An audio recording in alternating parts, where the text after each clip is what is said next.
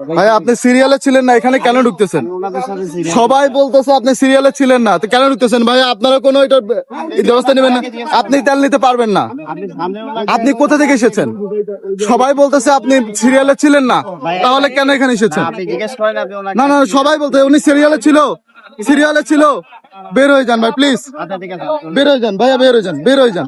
সিরিয়ালে না থাকলে এভাবে হুট করে কেউ ঢুকতে পারে না ভাইয়া, মানুষ অনেক কষ্ট করতেছে। এটা ভাইয়া নৈতিকতায় পড়ে না, মানসিকতার ভাবে পড়ে না।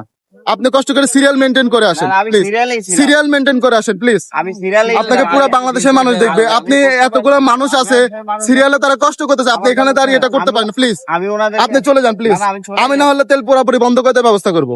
চলে যান প্লিজ, ঠিক আছে, আমি ওনাদেরকে আপনি আপনি আমার সামনে যারা আছে তাদের না না প্লিজ প্লিজ, আপনি চলে যান।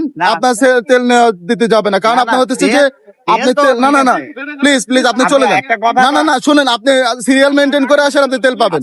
না না না প্লিজ, আমি এই বিষয়ে কোনো কথা বলতে চাই না, কারণ ওনারা সবাই বলতে সিরিয়ালে ছিলেন না।